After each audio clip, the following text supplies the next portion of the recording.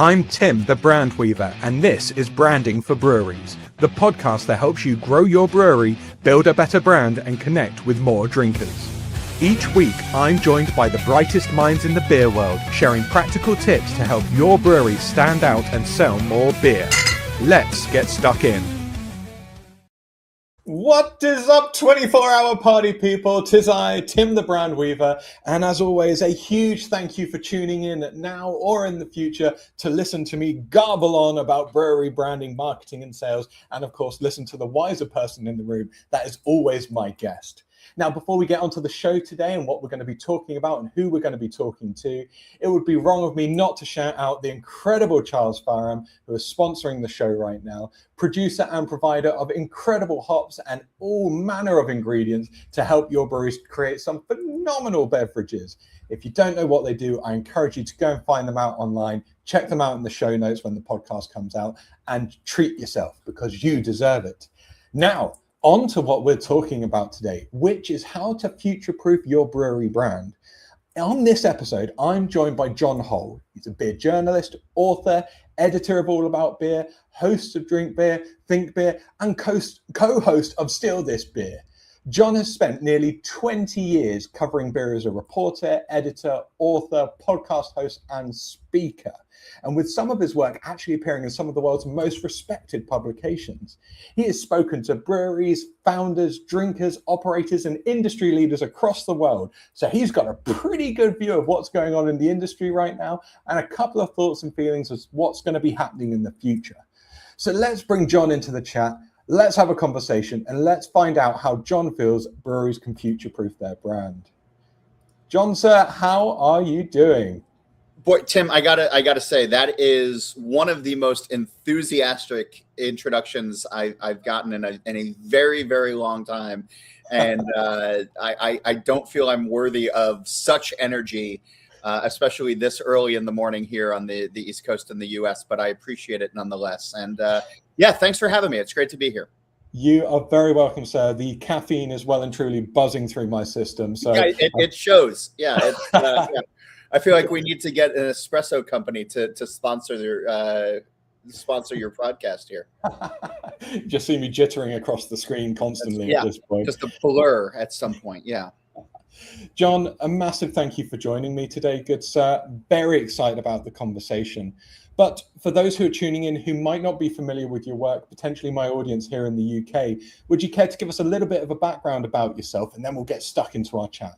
Yeah, I mean, you covered it in that introduction. I've been a reporter for 30 years. I've been writing about the beer industry for a little more than 20 at this point. I've been able to travel the world and travel the country and sit with brewers and sit with drinkers and try to understand what's happening in the beer industry these days and how it relates to not only those who are in the profession, but drinkers themselves and consumers, and what's happened in the past and what might happen in the future. It's the job of a reporter to try to make sense of everything that's happening at all times on a particular beat, and beer's my beat, and it's a pretty great job. So, and I get to come on podcasts and talk to folks like you. But yeah, I've written a couple of books. I've been the editor at All About Beer twice now, once from 2012 to 2017. And now for the last 4 years, I've been back in the editor chair as co-owner of All About Beer, which has been around since 1979.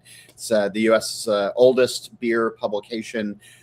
We do our original articles on our website, allaboutbeer.com. We have our many podcasts that we do, and do events and all kinds of things. So yeah, it's nonstop. But anyway, enough about me. Yeah. Well, it's safe to say that you are all consumed by beer in every aspect of it, which pretty much what I like. So John, let's get stuck into this chat because I know people are keen to hear your take on it. When you look at the breweries most likely to succeed over the next 5 years or so, what do they seem to understand that others are missing right now?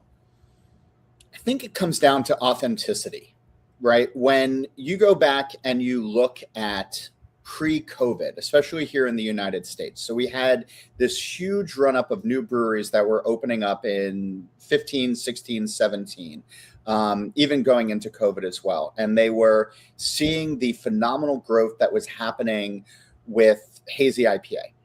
And you had breweries like Treehouse and Trillium and The Alchemist, and a whole bunch of others that were killing it with that particular style. And, you had people lining up outside of Other Half in Brooklyn at 1 o'clock in the morning for a release that was going to happen at 1 o'clock the next afternoon. Just to get this taste of this hype beer. And the internet was hyping it up and social media was hyping it up. And so you had all these breweries that were getting into it saying like, well, I mean, I can make money hand over fist and I can have lines out the wazoo and everything. And all they were really doing was sort of cookie cuttering what everybody else was doing or what these leaders in the space were doing. And so when COVID hit, obviously things changed quite a bit. And a lot of these breweries were living week to week. They were doing these Saturday morning releases, and the money that they'd make on the Saturday, would fuel them to the next Saturday, payroll wise and ingredient purchasing wise and everything else. And then COVID hit, people stopped going, and all of a sudden it's like, well, we have to turn off the lights, or we have to get a loan, or we have to do something to keep things going, because it was all sort of built on sand. It was a house of cards, whatever metaphor you want to use. And the breweries that I think did really well coming out of COVID were the ones that had a sense of purpose. They're like, all right, yes, we do hazy IPA, but we also have excellent hospitality, or we have a theme where we know what we want to be, and we're not trying to be like everybody else. We're not trying to be this homogenous beer product or beer brewery where, you walk in and it's, there's a joke out there about breweries in the US, the starter pack, where it's that uncomfortable metal stool and it's Edison light bulbs and it's, everything sort of looks the same no matter where you go. And, breweries aren't supposed to be chain restaurants. They're not supposed to be a one size fits all type of model. It's supposed to be reflective of the people who make the beer, the people who own it, the place that it's supposed to be. And so in my mind, the ones who did really well and the ones who continue to do well have a very strong sense of self, but are not holding on to it so tightly that they can't evolve. They understand that the world changes. They understand that businesses need to evolve. So as we look forward, I think authenticity to self and place is paramount.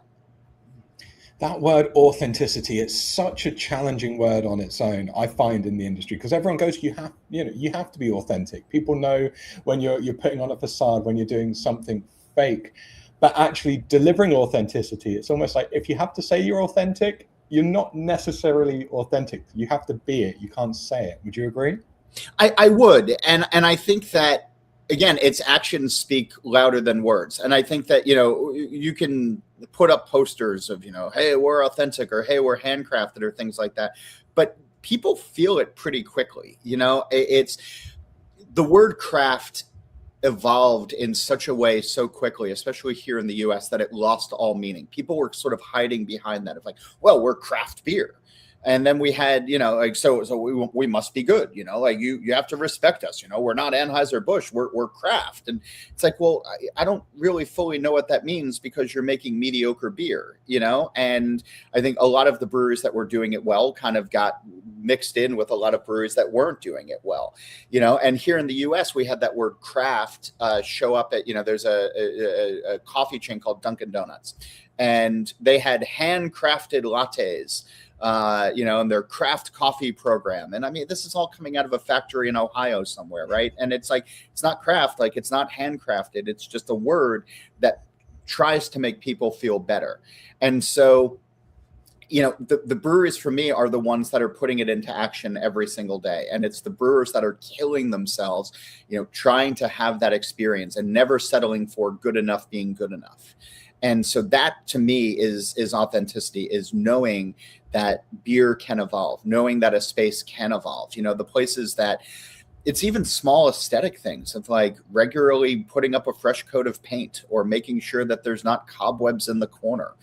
All of that stuff starts to seep into the consumer mind, especially when they're visiting a brewery over and over again. And you lose that luster the second you take your foot off the gas.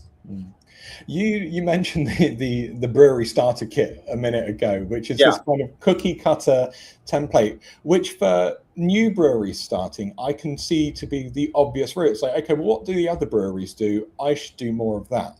But is your suggestion actually, it's more looking internally? If you're going to create a brewery, how does it reflect you and your passions that sit alongside the beer?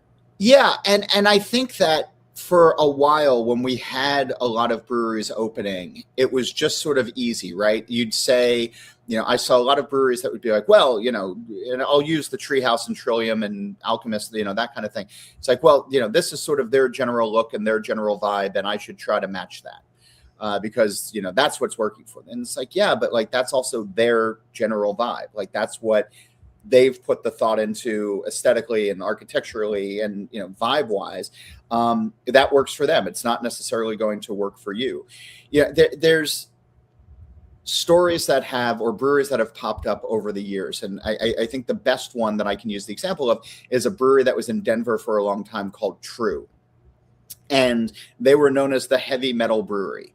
And that was their aesthetic. It was like walking into a metal club. Like the music was loud and angry, and like there's a lot of leather, and there's a lot of like scary looking dudes sitting around drinking IPA. And I'd walk in and be like, hey, you guys making beer, and like I was fully welcomed, right? It wasn't like an exclusive club, but the owner of that brewery, Nick, like that's the kind of bar that he wanted to run. He loves the music. He wanted that vibe of, the clubs that he would go to as a teenager and in his 20s, and he wanted that for his own place, but he also wanted to make really good beer, IPAs and mixed ferm and all of that. So he melded the two together, and people were like, wow, this is revolutionary. This is great. It's the heavy metal brewery. And he kind of hated that, not hate's probably a strong word, but like that people sort of just only knew him for that. But it was important because you could point to saying like, this is his vision, and the place is packed. The people are coming in, the regulars feel comfortable. The visitors, it's jarring because it doesn't have that Applebee's like feel to it. It doesn't have that Spoons type feel to it, but it's one of these things where, I respected what they were doing. And so the breweries that I think, think about, well, what do we want to be? Is it something around music? Is it something around nature? Is it something around science or, literature? I mean, there's other breweries that have opened up, where it's like, we want to be part bookshop, part brewery. We just want books on the walls everywhere, and we want people to come and sit and be quiet and have like, a reading room type thing. It doesn't always have to just sort of be a bar that makes its own beer. And over time, customers decide if they want to go or not, but you're going to find your tribe. You're going to find your people that understand what you're doing and appreciate it, and then come back more and more. And then again, that sort of leads into the authenticity. It's like, these folks know what they want to be, they're uncompromising on it. And it's a great experience. But it's also a really savvy business choice, because if you realistically look at it, you could open up a traditional brewery that appeals to people who like beer, or you could open up a brewery which has a certain appeal. It could be the metal side of things. It could be reading. Now, you're not only appealing to those people who like beer, but you're actually appealing to a much wider demographic who love to read or love metal music.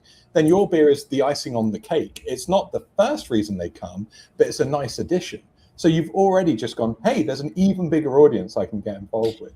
Yeah, and that's, I think, been the craft industry's problem for a really long time, is, especially here in the US, where for as long as I can remember now, the craft marketplace, has had about 12% of the overall beer drinking audience here in the US.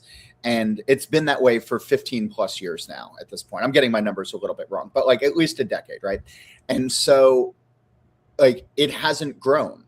And as more breweries have opened, the breweries' margins have shrunk because the audience hasn't grown, And so when you can find those readers, when you can find the folks who like metal, when you can find something and just grow your piece a little bit bigger, that's a smart thing. And again, it comes down to, finding the audience. Was I going to True all the time when I was in Denver? No, because it wasn't my scene.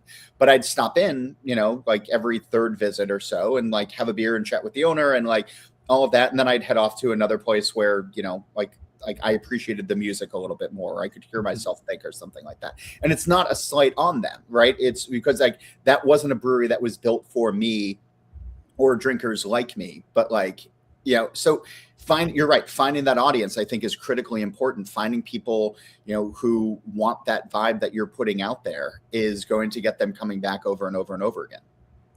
And now let's touch on actually what these breweries who are going to succeed, what they're brewing. Like previously, before the show, we were talking about brewing with intention. How would you define the difference between like brewing with intention and simply adding another beer to the release calendar? So brewing with intention for me is really about going back to what excites a brewer, right? In those 15, 16, 17 years, and even afterwards, the amount of conversations that I was having with brewers who had a generic Citra Mosaic Hazy IPA on, that they were just kind of like, yeah, like whatever, it is what it is. They weren't excited about brewing. They weren't, going to work happy every day to make the same old beer. The beer was selling, and selling is good because selling means money in the checking account and paying the bills and living on the planet in somewhat comfort, So, there's part of that. But like when you'd say like, well, what would you really want to make? It's like, oh, I'd love to be able to make saisons, or, like I love, ESBs or milds, or, boy, if I could just do, imperial stouts all day long, I would. And it's like, you can. Like you can do that. It's the business model is going to change a great deal, but like, especially here in the US where we have, 9,000 breweries or so, if everybody's doing the same thing, then nobody's doing anything interesting. And I've started to see breweries that have popped up with specific niches. Beer Stout Lager House in Denver, Colorado is a great example of that. They're like, we're just going to do mostly German style lagers. Traditional, in Denver as well, Cohesion Brewery. It's like, well, we're just going to do Czech style lagers. There's a brewery in Duluth, Georgia called Goodword that has a lot of beers on, but they primarily focus on low ABV, sometimes 4.5% ABV or less. They put on a hazy IPA every now and again. And they have people who have come in and said to the owner, Todd, hey, how come you don't have hazies on all that much? He's like, because these beers are selling well, and if I did, would it mean you'd come in more? And it's like, no, probably not. I'd come in for one, maybe, so it's like, well, then why should I have to change? Like if it's working. So, it's those brewers that are really thinking about what it is that brings them joy, what it is that, is different. And again, finding that tribe, it's back in the day when you'd go to Bissell Brothers. I've told this story a bunch of times, but I went to Bissell Brothers in Portland, Maine for the first time, maybe about a decade ago. And I'm sitting there with another friend of mine, and I think they had something like 12 or even 18 different hazy IPAs on tap. And I, for argument's sake, let's say I had 6 in front of me and my friend had 6 in front of me. And we're sitting there and he's like, we're tasting through, and they're all just kind of the same. And, and there's some nerds sitting over to the side who are super hyped, like, oh my gosh, I can't believe this. This one is this and this. And he's like, which one is this? And I was like, I don't know. It doesn't matter. They're all the same. Like it's, it's this, the old joke of like, well, we put the Mosaic in before the Citra on this one, but then the Citra in before the Mosaic on this one. Like it was this sort of, homogenous sort of like everything was kind of various shades of the same, and now when I can walk into a place and it's like, what am I in the mood for? Like, oh, cool, you have an ESB on. Like, yeah, I'm kind of in the mood for that. Or like, oh, wow, you have this like really delicious lager on. Like, yeah, I'm in the mood for that. Or, yeah, today I'm in the mood for an IPA. Like it's the brewers that are thinking about what makes them happy and what they can do really well and let their creativity shine. I think a lot of that gets lost is the creative and artistic aspect of it, right? It's science, it's recipe development, it's delivering good defect-free flavor every time, but it's also an artistic expression. And if all a brewer is doing is paint by numbers every day, they lose that spark, and it starts to seep into other aspects of it, other aspects of the business. So in many ways, it's not dissimilar to what we were talking about with how to create an individual brewery. It's like you don't just look at the brewery next to you and do the same thing. It's like, where does your passion lie? But I have to like question the idea of going, well, what do you love to brew, and then just double down on that, because I can see some styles working incredibly well. You referenced lagers there, of course, or low ABV, 4.5 and below. Here in the UK, that's the majority of our beer anyway, so it's not Right. too much of an issue. But then if you went, like, if you had a brewery that was dominating imperial stouts, like that is a very niche market to run a tap room on, surely. Sure. And I mean, I think you can have other things as well, but you can be known for, I'm not saying just do all imperial stouts, right? But Right. if that is what your passion is and you want to have be known for it and then get people coming in for other things, you know, I think that's important. But don't say, oh, I can't do that because nobody will drink it. You know, if you're not making it, you're not giving people the chance to actually drink it. And so, you know, for me, that sort of, I think a lot of brewers hamstrung themselves by saying our hazies are selling so well, or our IPAs are selling so well that I can't do anything else, because if I put it on, it's just going to sit there. And it's like, well, it might, but it might also not. And how much are you doing to advocate for it? How much are you out there, your taproom staff, saying like, hey, this is so-and-so's latest imperial stout that they love so much, and, you know, that they put into it, you know, you put some marketing behind it, put some branding behind it. Don't just throw it on and hope that people notice. Like, you have to, you know, tell people, you know, why you're making something, and then get them excited to drink it as well. You know, give them tasting notes, hold their hand. You know, I think when, you know, one of the reasons hazies did so well early on was because of the flavor notes behind them. You know, like you had folks saying like, oh, you get mango and guava and peach and, you know, all these tropical fruits and coconut oils. And people are like, oh, I like all those things. And like this makes me, you know, and it doesn't have the bitterness that the old IPAs had, because that was the first word that came up with West Coast IPAs back in the day, was bitter. And it's like, oh, it's really bitter, or it's super dank. It's, you know, it's so much Mary Jane in there. You know, and it's like, yeah, but if people, like, that turns off a lot of people early on.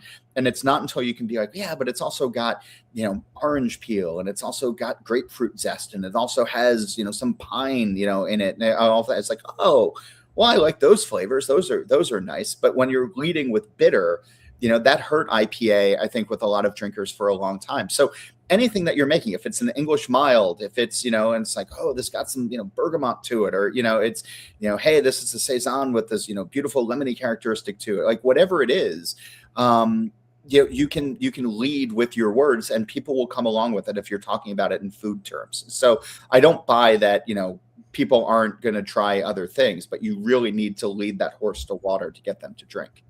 Couldn't agree more. I've said it many times. Long gone is the time where the beer will speak for itself. It's like, no, you very much have to speak for these beers now. Yeah, and it needs to be on your boards. It needs to be on your brand. It needs to be on your cans. It needs to be anywhere that a first to you customer is going to interact.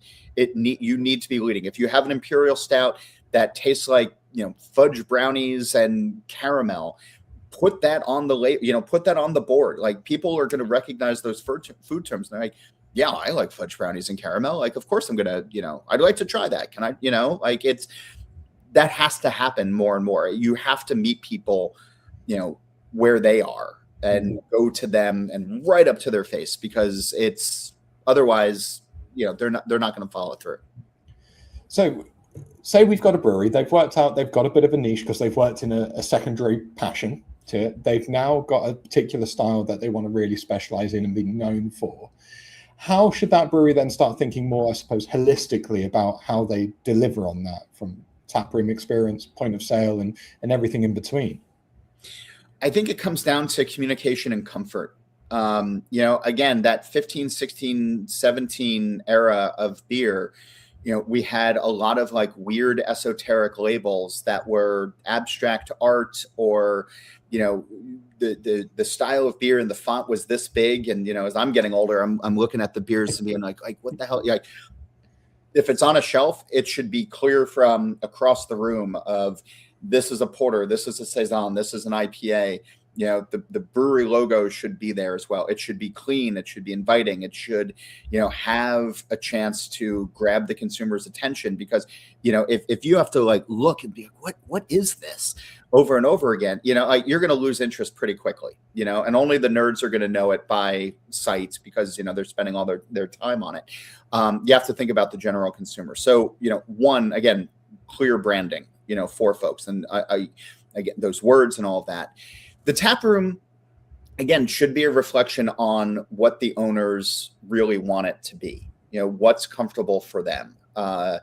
Is it heavy metal? Is it all lager brewery? There's some breweries that I've been to that feel like an English pub. There's some breweries that I've been to that feel like going into a cafe in Belgium. There's some breweries, that just sort of have that warehouse industrial feel, but it's still, authentic to them. Comfortable seating is important. The older I get, like I want to sit and have a couple of rounds. And so when you're sitting on those metal stools, like they get uncomfortable really fast. And if I'm sitting and shifting as I'm drinking my second pint, and I'm just not feeling it anymore, I'm probably not going to have a third. I'm probably going to get up and go someplace else. And that's a subconscious thing. You have to think about the lighting in the brewery. Is it too bright? Is it too dark? There's lighting engineers that exist for a reason these days. Same thing with music as well. Like if you want live music, awesome. If you want to have music in the background, that's cool. But how loud should it be? Is it during the day if I walk into a place at 3 p.m., to have a quiet pint with friends, but the music is so loud that we can't actually have a conversation and we're forced to listen to, whatever the bartender has on at any particular moment.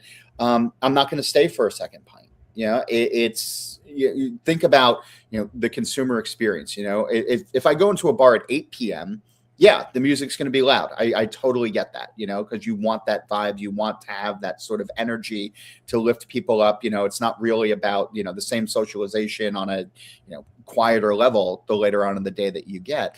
But thinking about that type of thing, TVs in breweries, I just don't get. And I know, some people really like them. Some people don't. If you have a local sports team on, I get it. But I've been in breweries in the middle of the day. I like to drink during the day, that have like the Food Network on, like the cooking channel. And, I've used this example before, but I was in a place once and, it's just on over the bar and I'm sitting there and I'm drinking and I keep watching it because I'm drawn to flickering images, and they're making tacos. And it's like, wow, those tacos look really good. And this is a brewery that didn't serve food. And I was like, well, now I want tacos and they don't serve food here. So I'm going to leave and go to a place that has tacos. They caused me to leave because they had nonsense TV on, I don't get it. Mm-hmm. Like why people have that type of thing. You can have TVs, but have it with intention. There's some places you go that's, there's a bar that I go to that only shows Jaws on VHS. So whenever it ends, they rewind the tape and then Jaws starts again. And it's just always in the background. And it's, that's their shtick. That's fine. That's cute, but that's theirs, but it's not mindless TV. It's, something again with intention. I feel like I lost the plot on your question on this one. Yeah. Not at all. I think apart from putting Jaws on repeat, I think it's very sage words that, these touch points have to be considered. Yeah. And don't put anything which is going to detract from the real experience that you're trying to deliver to your drinker at the end. Yeah. And again, it also comes down to glassware. It comes down to service. It comes, is the glass clean? The amount of breweries that I've been going to in the last couple of years, and even bars that are serving me dirty glassware, I'm wildly offended by it. Because if you're not caring about how your beer is presented to you in person, then you probably don't care about how the beer is being made itself. And I've had, brewers say yeah, but that's front of house. That's not my issue. And it's like, you have eyes. Speak up, say something. Oh, that's their, it's like, no, there needs to be communication. The front of house needs to know what the back of house is doing and vice versa. And that leads to better service as well. It goes back to, if a brewer is not a bartender, and usually they're not, hey, I had this imperial stout that I really love. like I'm going to do a tasting with the staff. I'm going to tell you why I like it. Like, please, drink it and taste this with me. And then, please go try to sell it to everybody as well. It's that authenticity that comes through, and putting it in proper glassware, I think, goes a long way as well.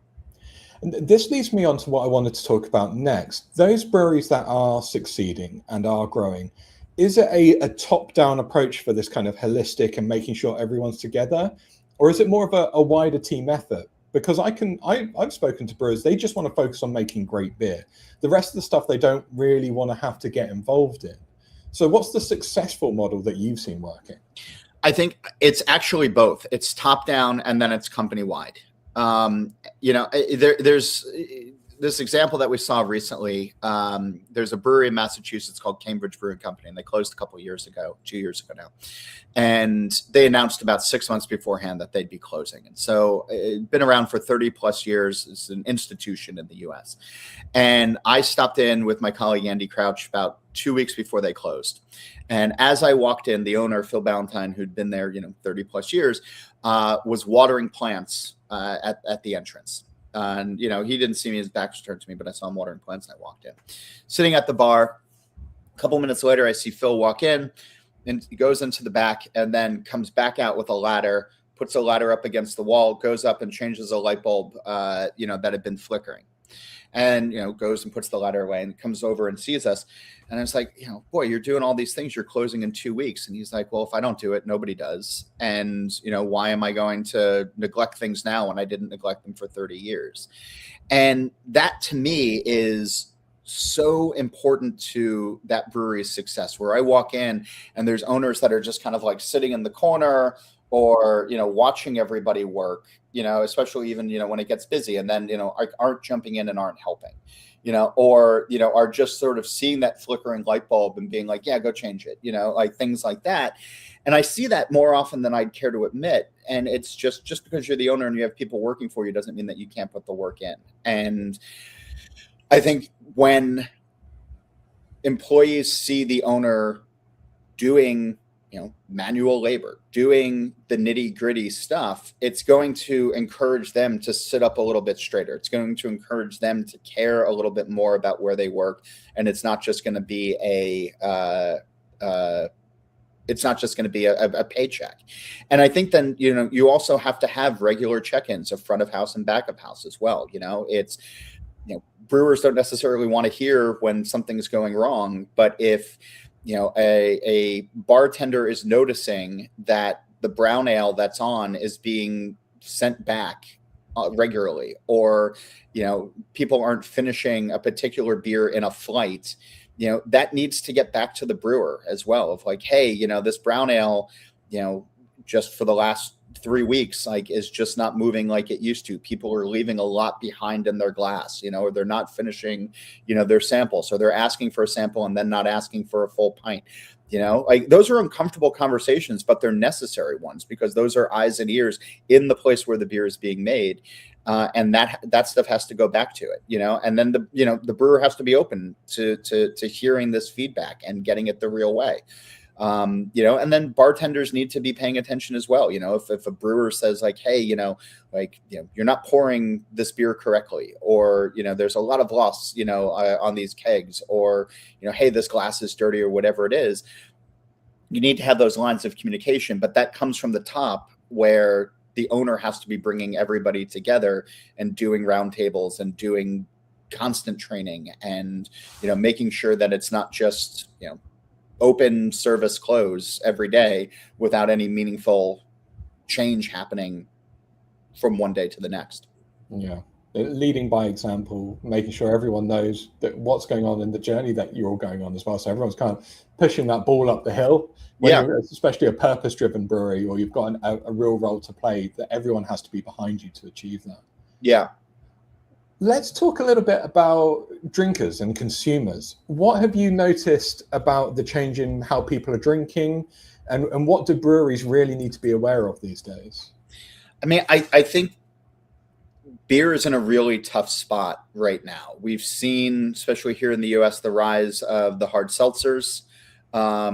the best selling beer in America, is Michelob Ultra, that, 0 carbs and 40 calories, like whatever it is. And it's this health conscious mindset, that's sort of leading it. Same thing with hard seltzers. It's, like 0 carbs and low sugar and 5% ABV and things like that. And it's, fleeting flavor that's not there, but people just want a quick buzz. They, want to feel like they're feeling pretty good about themselves. And I know I've been harping on imperial stouts, which is the opposite of that. But looking into, what are the larger trends that are out there these days? And, can we meet people with lower ABV beers that still have good flavor to them? And I think it works when it does. I think that's one of the reasons lagers have always just been popular is, lower ABV-ish, 5% and below in a lot of cases. You can talk about calories or not. I think that's a harder conversation for craft to have. But we've seen some of the larger ones start putting it on their cans, or really trying to lean into, low ABV. A lot of places, put it really big on their branding, on their cans and packaging, because that's what people are looking for. I think they need to be more aware of what's happening with some of these GLP-1 drugs. People are drinking less because of it, because, they're not able to drink the same amount that they used to, so is it tweaking carbonation on some of the beers? I mean, that's been conversations that I've had with folks is some of the biggest issues is, like, boy, I'd love to have a third beer, but like the carbonation on this is just wrecking me right now after I've, had the shot of the pill or, whatever people are doing. Is it re-looking at some of those, like how the beer is made or how the beer is presented, and then putting it out there to folks, see if it works. Like, hey, we're trying this new recipe that's specifically for, GLP-1 drinker. I've had a couple of press releases recently where there are larger beverage companies that are playing in that space. They're seeing the trends coming. Meet people where they want to be. Or where they just are in life, and then just, again, giving people that experience of, is this a place where they can get together with their friends? Are they getting value for the money that they're spending? Everything is so much more expensive right now, and people might only have the money to go out for 2 when they used to go out for 3 or 4. Are they going to come back to your place the following week for their next 2? Because they had a good experience, again, it goes back to all the aesthetics of the breweries as well. Is the lighting good? Are the seats comfortable? Are the service, is the service nice? Like, is the beer quality? Things like that. I think that's what breweries should be paying attention to is there's limited dollars that consumers have. Are they doing everything they can to get those dollars walking through regularly? And, the answer is, it's a lot harder than it used to be, but hard work pays off. The comment about the GLP one, that is interesting. It's the first time I've heard anyone flag it.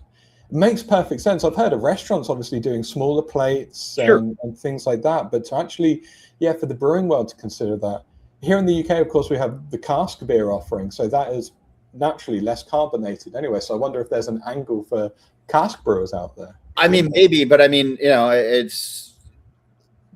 I would drink more cask ale if I could find it well made here in the US, which is very, very hard to come by. There's only a few places that really do it quite well. But I think that also has, I think for some of the younger drinkers and even some of the older drinkers, that sort of old stodgy camera, socks and sandals type connotation to it, which, like I know they've been trying to change that over the last couple of years, but, I don't know if cutting edge dietary science is going to, meet up with the old world. Let's stop into, the spoons for, for a cask. Like, I don't know if that works. Well, if you jump on a plane, I'll show you some very good cask breweries. I don't doubt it. But like, and there's great cask ale, but I just I feel like, that Venn diagram of GLP-1 drinkers and cask drinkers, like that's a really, really small, very slim crossover. Yeah, I'll give you that. Be bigger, but but I mean, here in the US, we have a lot of these hard teas and other flavored malt beverages that have no carbonation in them. And those are killing it these days. It's just they're that's what people want, because they're not feeling bloated afterwards, and they're getting the buzz off of it. John, this has been a fascinating conversation. I suppose that if we wrap this up, what would you recommend like every brewer needs to do, say in the next 90 days, if they want to future-proof their brewery right now? I think they need to take a really hard, honest look at what they're doing, what has been working, and don't hold anything so precious enough that nothing can change.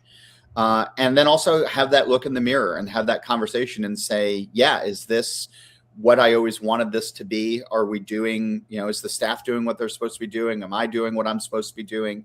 Do we have the bandwidth and the runway for, the next year, 2 years, 5 years, whatever it is? And if not, why are we doing this? Should we either course correct to get on that path, or has it been a good run and we should start thinking about something else? Sell is not a bad word. Close is not a bad word. Closing a brewery does not mean failure. It's just sometimes people get tired. Sometimes people make a run of it and they realize that it's not for them. Having the honest conversation of, is this what we always wanted it to be? How can it be better? And if that road is too difficult to traverse, it's okay to leave the industry. It's okay to close. It's okay to let somebody else take on the mantle and move on. So have that hard conversation with yourself and then other people, and not just people who are going to say yes to you all the time. Have the conversations with the critics, and see if there's any truth to it, and then make some hard decisions from there. John, again, thank you for a really insightful conversation. It's been fantastic from my end. If people wanted to read a little bit more about your work, if they wanted to listen to the podcast, where's the best place to send them? Go to allaboutbeer.com. Everything is there, from our social media to all of our podcasts to the original articles and even ways to find me. So allaboutbeer.com is the catch-all. The catch-all, and it will go in the show notes as well, John. So Thanks. A huge thank you, chap. Everyone who's tuned in today, everyone who's listening in the future, this is Tim from the past thanking you. Yes, it's real life time travel, and I'm making it happen, people.